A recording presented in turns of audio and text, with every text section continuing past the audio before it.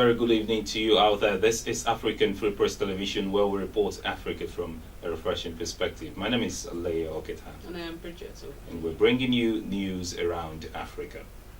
Nigeria's Minister of State for Labour and Productivity, James Ochole, is dead.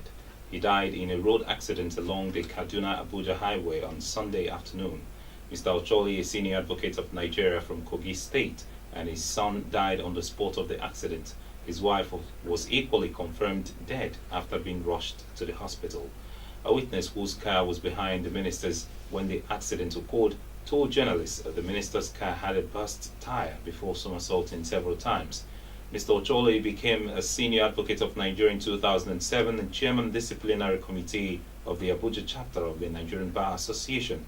In 2011, he was governorship aspirant in Kogi State on the platform of the defunct Congress for Progressive Change.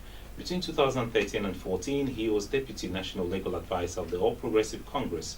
Last year, he sought the APC gubernatorial ticket at the party's primary election, losing to the late Abubakar Audu. He was appointed minister in 2015.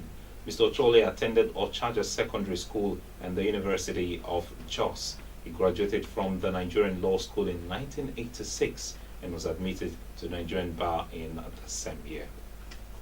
Tunisia's security forces have killed 28 militants after they launched a cross-border raid from Libya, the government says.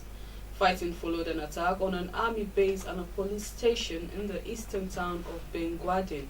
7 civilians and 9 members of the security forces were also killed in the clashes, according to the government.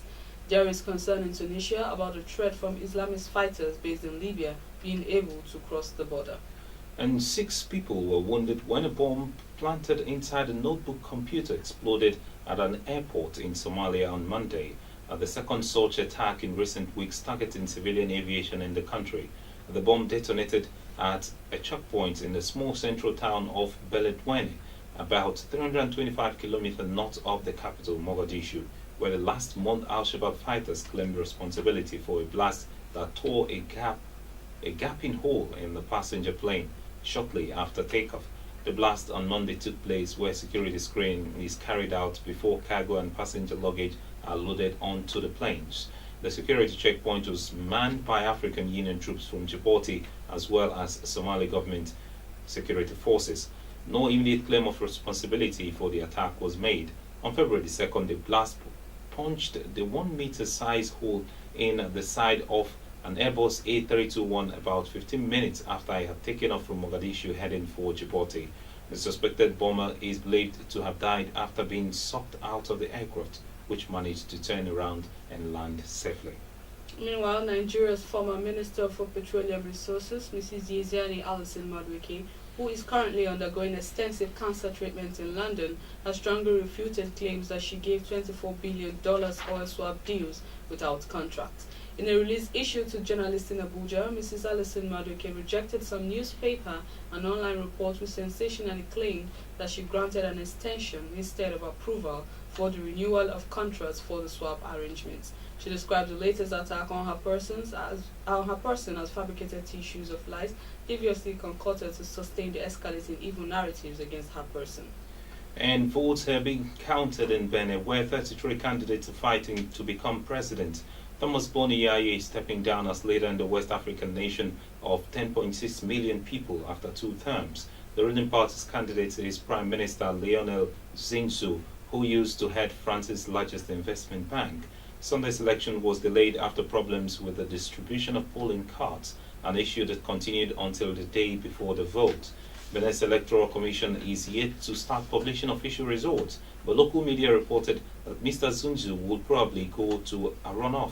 They said that he would be competing against businessman Patrice Talon. Official results are expected on Tuesday. Mr. Zunzu, who is Franco-Beninese, is considered as France's candidate by his detractors. Benin gained independence from France in 1960.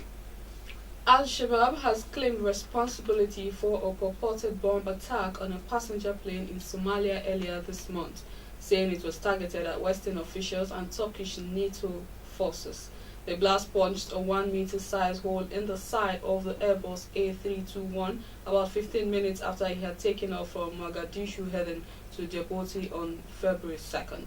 A senior source within the group told Al Jazeera that its initial target was a Turkish Airlines jet, but it only attacked Dalu Airlines after Turkey's national carrier cancelled its flights to the Somali capital. In a statement obtained by Al Jazeera, the armed group said on Saturday the attack on the Dalu Airlines flight was part of an operation targeting dozens of Western intelligence officials and Turkish NATO forces. And these are the stories we're tracking for you around Africa, coming from African Free Press Television. For more, please do log on to our website at www.africanfreepress.com. Follow us on Twitter at African Free Press. Like our Facebook page at africanfreepress.com. To join us in our discussions on various interesting topics in African Free Press Forum, and subscribe to our YouTube channel at African Free Press. I am Leah Okita. And I am Bridget Okudili. Do enjoy the rest of your evening.